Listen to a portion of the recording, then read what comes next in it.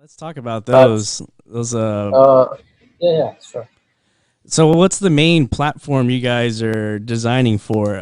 Virtual reality platform that's out there besides Decentraland. Uh, well, we last year we made the challenge of making 100 characters in 100 days, Uh huh. Hmm. and then this is a Instagram challenge I made. So the thing is, we thought like, okay, what can we do with these 100 characters we have just on our hard drive with nothing? Yeah. So why don't you just like make it? Can transform this into avatars. So we started to rig them and uploading them into VR chat. And then the Hmm. guys on VR chat were like very excited about it, and then we said, okay, let's try to upload it in more places, and that's what we are doing. We were trying to have these characters and uploading in everywhere. Like if you have a rig, a model rig, Hmm. you can easily do it in different platforms. Each one has like a few steps until you upload something. Hmm. So once you learn it, once you try it a couple of times, it's just very easy. You can just write it down and hand it in to someone to do it for you. Mm, interesting. So, in the 100 avatars in 100 days, that's funny. I did 100 cryptocurrencies in 100 days, and I failed. I only got up to like 86, Yeah. and Yeah. but Pretty close. it was close. It was very close. The thing with 100 things in 100 days for Instagram is you're trying to optimize Instagram's algorithm, because if you post on a daily basis, your interactions and Instagram shares your post to more people Yeah. the more often that you post. So that's sort of kind of like the idea in Instagram. So Yeah. were you able to complete your 100 avatars? Yeah. Oh, that's amazing. And they all exist in VR chat today. Yeah, for now, yes. I think they are only available in VR chat. We are trying to upload it into Neos VR.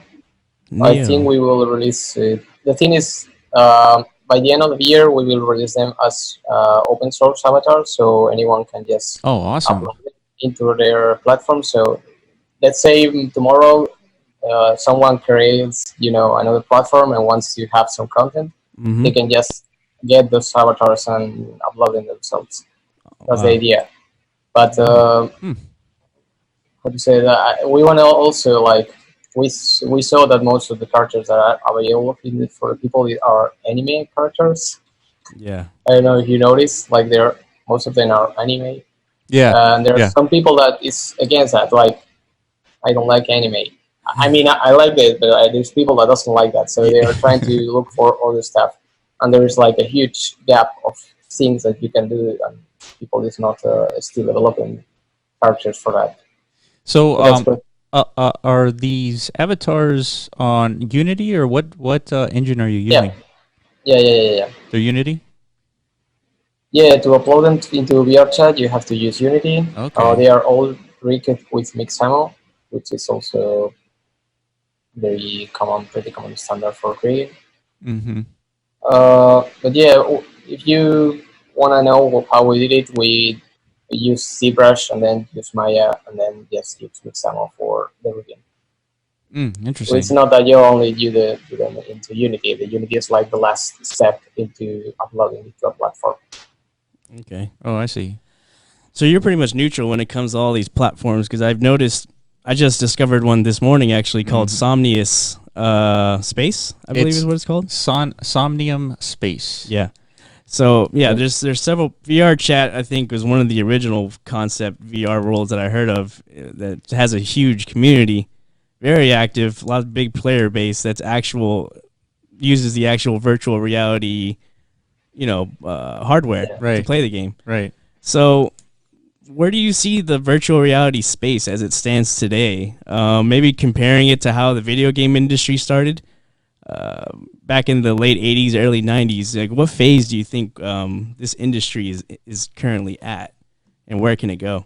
Or for me, I think we're in the 80s of the game development, like That's just hilarious. arcade. Like when the thing is, for now, the hardware is a bit expensive for everyone, and Yeah, also you need like real space in your house or real space wherever you want to play. yeah, So I think this is an arcade mode. Like they're going almost of the experience that people displaying are just like one match and repeat. Like let's say Beat Saber, or for example, Mm-hmm. I'm playing a game that is called In Death. That every time you play, you spend like 50 minutes and then you die, and then you can, Right. it's like a short time experience.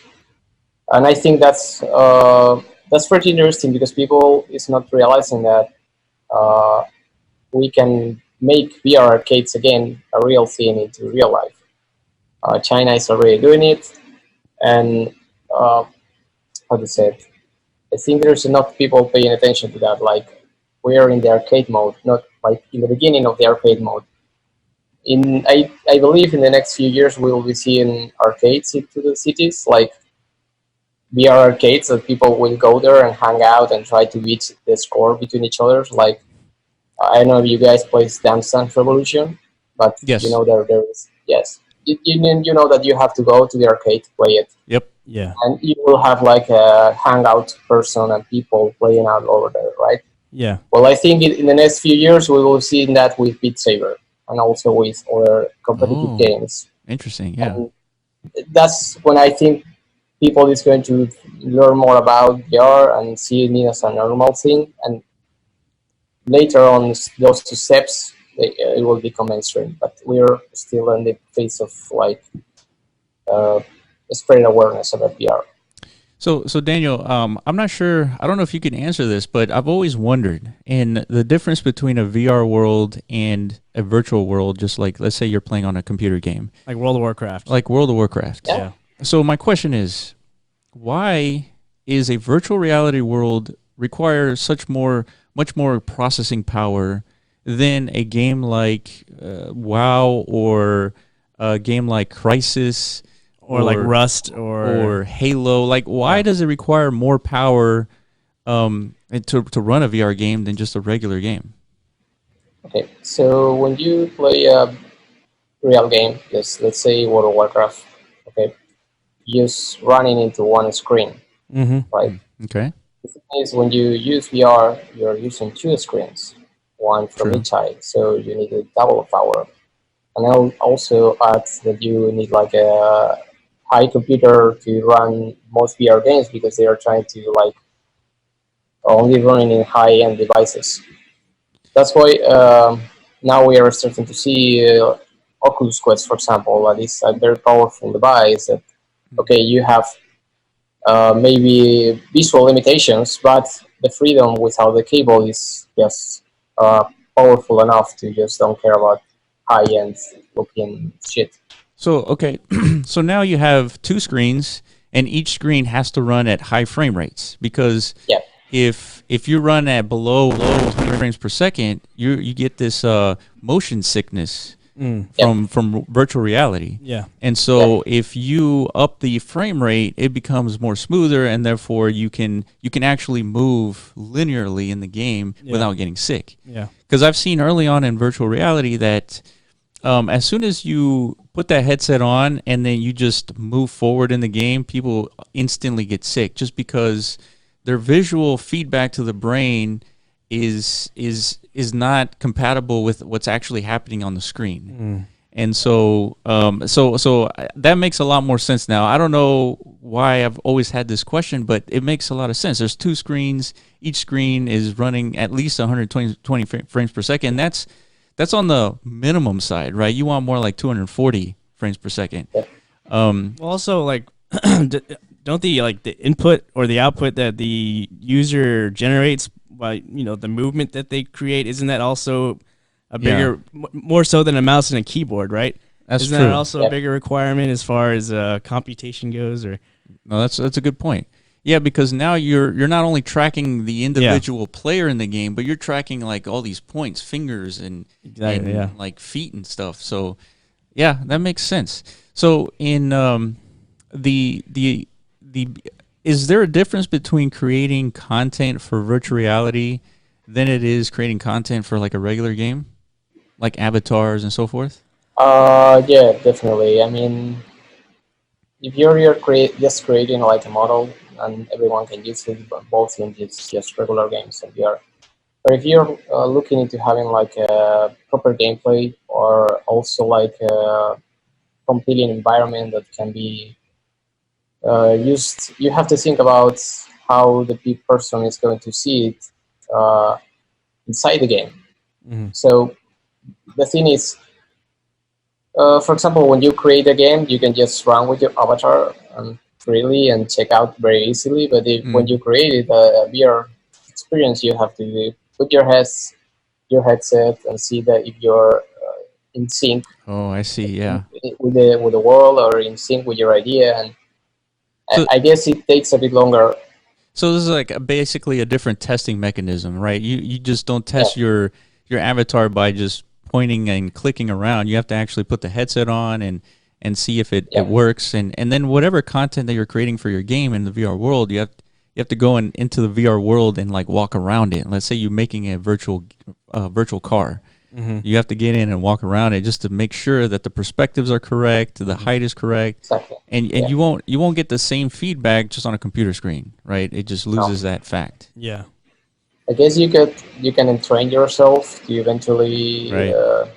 but eventually you'll have to use your headset because if you're making a VR experience, it makes no sense that you are not using VR. Yeah. It's like if you're developing for mobile and you don't test it on your phone, it doesn't No, make sense. absolutely. What about those creation tools where you put the headset on, but you can create within the game?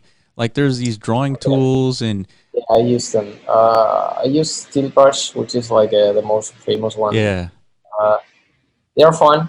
I mean, you can. We use them as SketchUps, like trying to do concepts, and then you can export them and use and then build on top of them. That's something cool. yeah. I also try those ones that can do 3D polygonal 3D, but I was not very happy about them because they were a bit clunky. Yeah. They were still not. It's not granular Uh, enough, right? You can't get that fine detail when you're moving your hand. Like if it would be different if VR could track your fingers and your slight movements, and you can probably get that fine detail that you would on a mouse or with a pen and a Wacom tablet.